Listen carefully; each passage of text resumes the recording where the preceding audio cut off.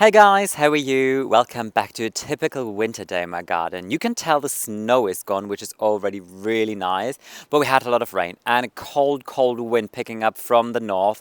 So it's been kind of unpleasant to really do anything outside, but this afternoon there isn't supposed to be any more rain, which makes it the perfect time to just get out here and do something in the garden.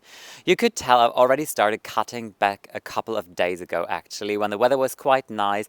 I decided to take a day of no talking and just doing. And I came in here with my secateurs, my shears, my everything, what I have, and just started stripping back everything. And I'm standing in the midsection of the garden. There is a deck terrace just behind me, and the main entrance is here actually. So traditionally, I always start in this area of the garden with cutting back because I just like to have a clear blank canvas, like when I arrive here at the house. So all of the old debris kind of like disappears, goes away, and I can start. And this is also where I want to put some beautiful, nice things today, actually. This is also, by the way, the area that we started first. So when we started developing the garden, the flower bed there in the back is the first one. Oh, that one here is the first one that we ever tackled. It was a lot slimmer, I think half the size back then, and I was so proud about it, as tiny as it was. And I think this is also the reason why I always start cutting back first here. But today's video is not about cutting back. I will do a complete separate video about that when I'm tackling the new perennial border in the back of a garden. Today's video is about introducing some beautiful spring plants to the garden, because I've been to the garden center and I simply couldn't resist. And I found one that I particularly really love, and I think it's kind of like underrated because it really brings just like this positive vibe to it. It has a lovely color. It comes in two different lovely colors, and it starts flowering extremely early, and it's evergreen. So I think definitely worth thinking about it. The second thing that I'm going to do today is I will plant some bulbs. No tulips and no narcissi. I found another thing in the garden center that was on a heavy discount, and I just simply couldn't resist. And I thought, okay, still worth trying it, and I think it will do its job. If it doesn't flower this year, definitely it's going to flower next year. But yeah, these are the two things that I want to do with you in today's project, so I hope you're excited about it. Let me just quickly show you how everything looks like after I really came in here and stripped back everything hard. And honestly, I like it. I like this momentum when you can just see the bare bones of the garden. You really see how important evergreens are as a structure to really give kind of like an interest, especially now this time of the year before everything bounces back. But you can tell everything is stripped back all the way to the ground. And what I do with ornamental grasses is I try to make sure that I give them a kind of a nice appearance and shape at least. So I cut it back first. This is a miscanthus, and then over here I've got calamagrostis, which has a little more of a loose structure, and then this is panacetum. This is a variety called hamon.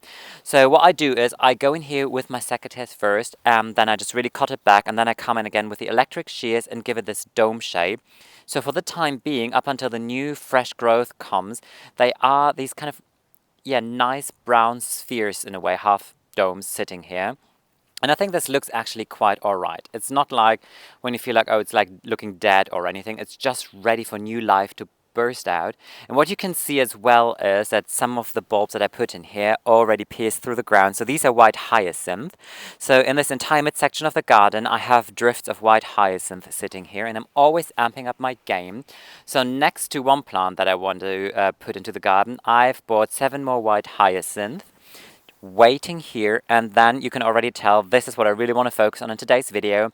This is cyclamen coum, and I just love it. I think it's a beautiful plant. I really think it is a little bit underrated, and oh, there was Alfie. She's too fast. I can't get her now. Here she is. Hello. You're adventurous? You're also excited about cyclamen coum? Yeah?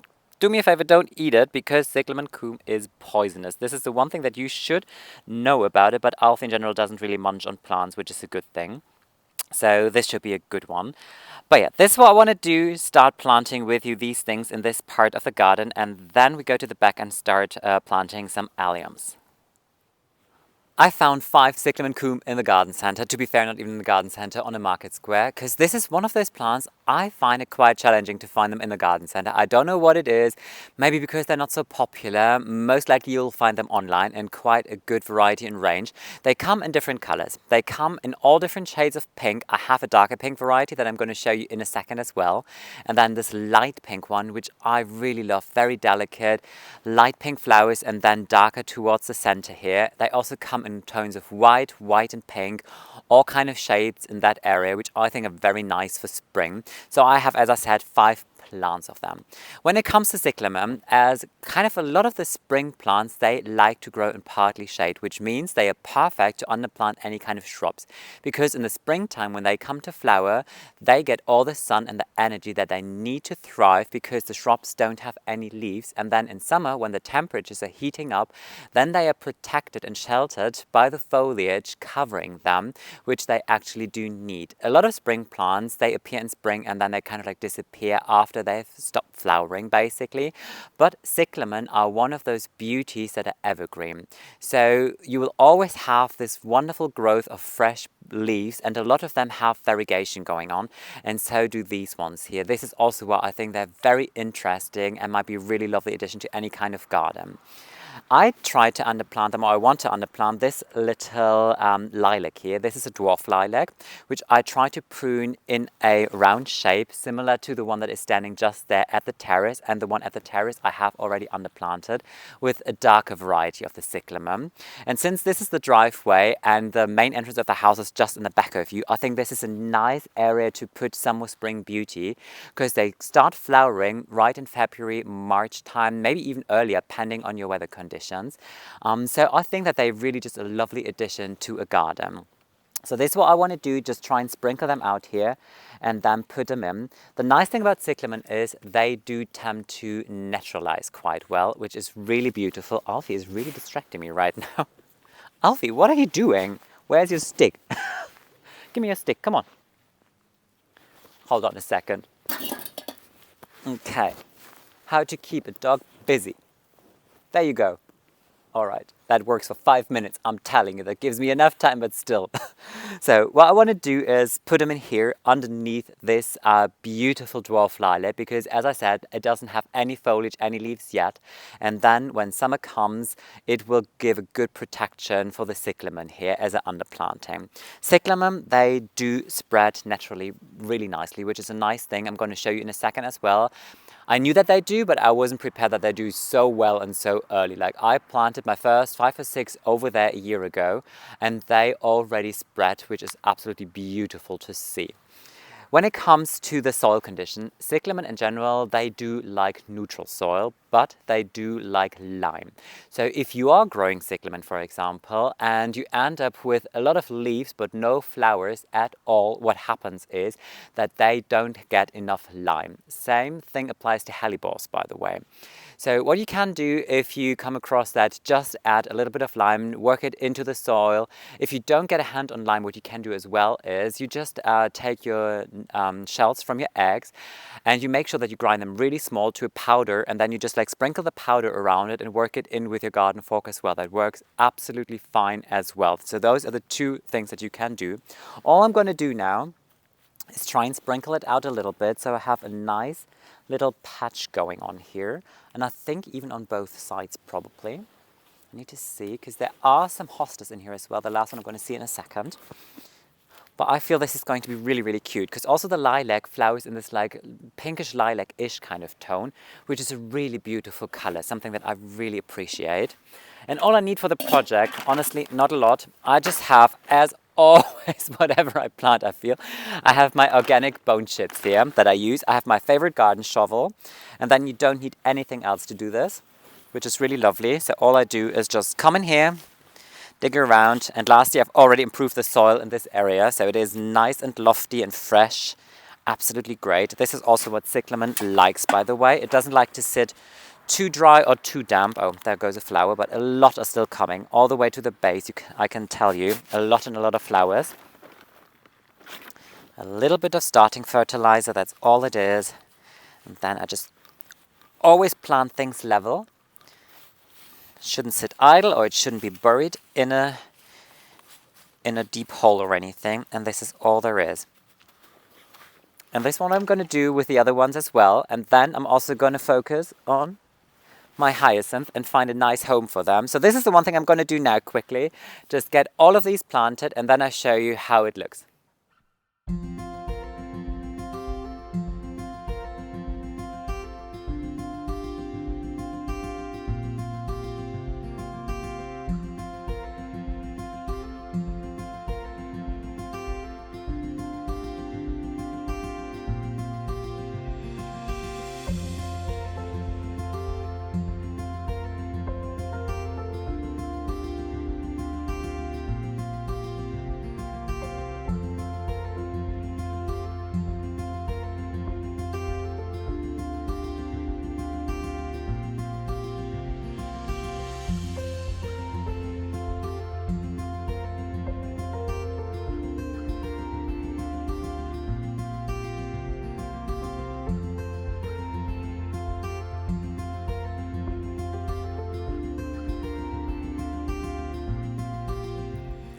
Clearly, there was a really fast job just planting quickly 5 cyclamen and then the 7 hyacinth just in a little drift at the back there. But I just want to give you a closer look at these tiny little beauties because I think they're so dainty and just wonderful with the leaf variegation and then these flowers. As I said, a very nice delicate pink and then darker towards the center of the bloom.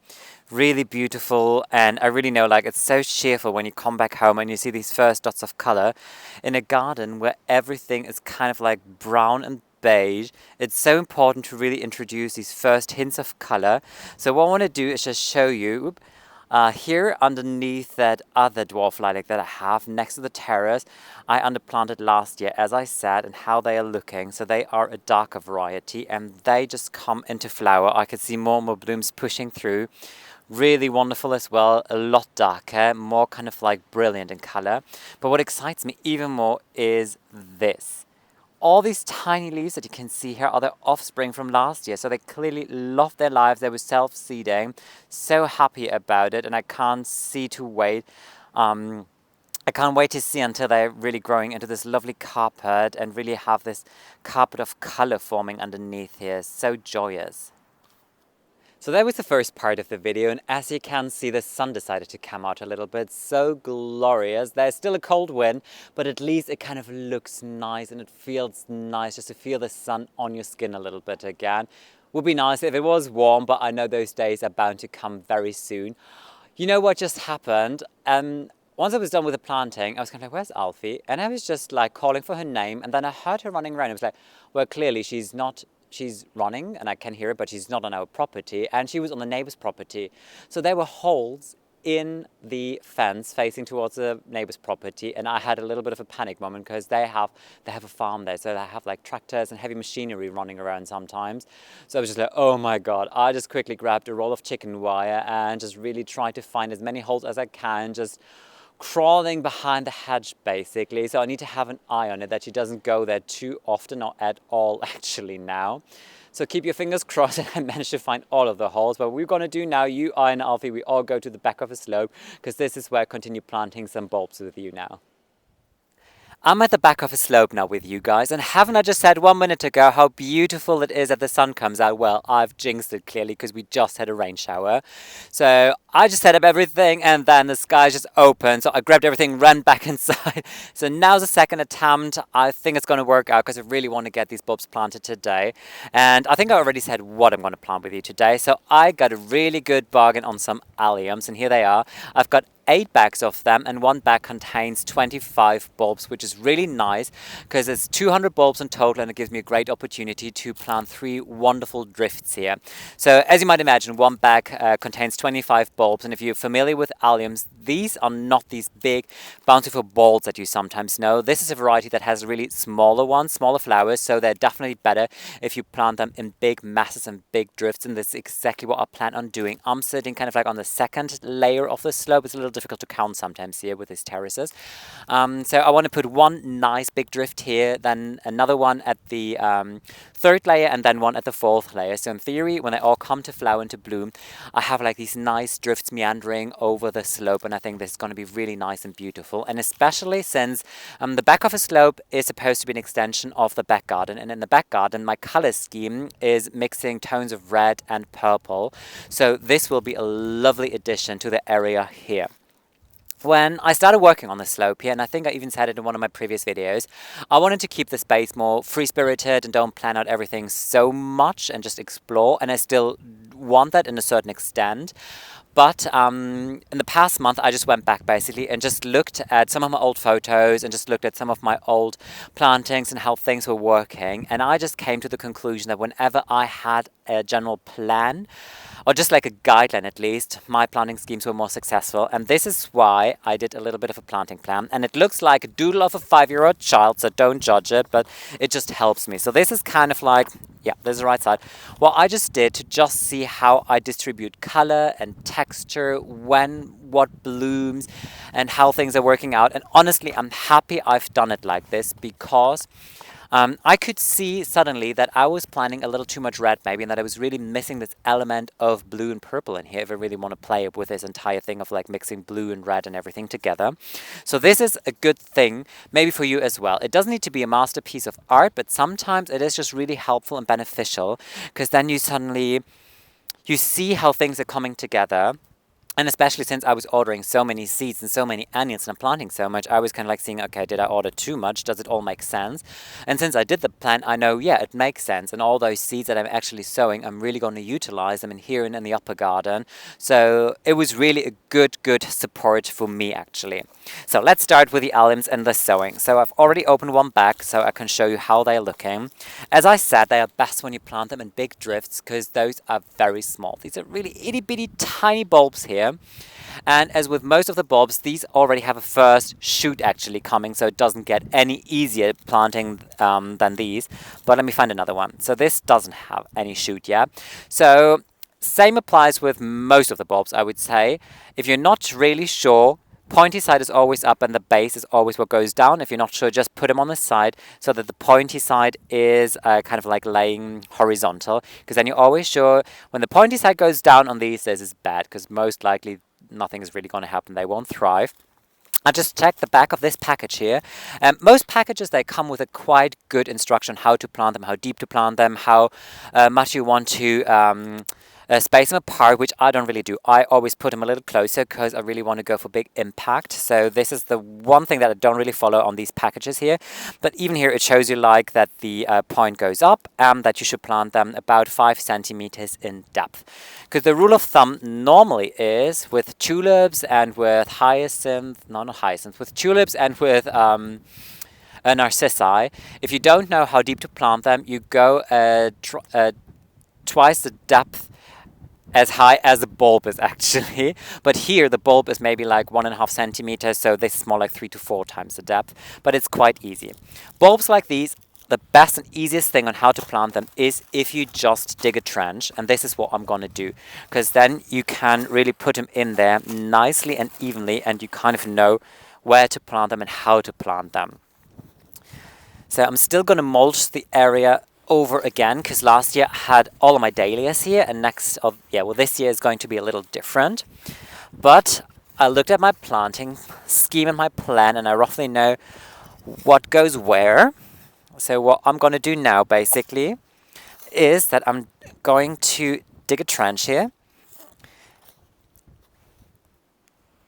and in a really nice long curved kind of shape, so that this is going to be like a drift. And if you ever wonder where the word drift comes from, I read a book of Gertrude Jekyll, and she's actually the one that kind of like mastered this entire way of planting, and a way of planting that I also follow a lot in my own garden. Because she kind of like, back in the days, I don't really remember when, to be honest, 18 something, revolutionized a modern way of planting, and really planting these big drifts of one plant and repeating it in a border. And back then it was definitely quite a revolution how she was approaching it and how she was approaching gardening. I read the book quite a while ago, at least like, I don't know, 8-9 years probably by now, but it was really good. It was really inspiring, and it was an eye-opener sometimes a little bit, and also suddenly you get to understand, oh look, there's still a bamboo cane in here. You get to understand sometimes like different like gardens, you get to understand them really, and why some gardeners are gardening the way they do and why things are looking the way they do. So basically what I did is I just dug a nice good shape here now. Quite a good size, I think. Loften it up, because then I can also just like push the bulbs in there.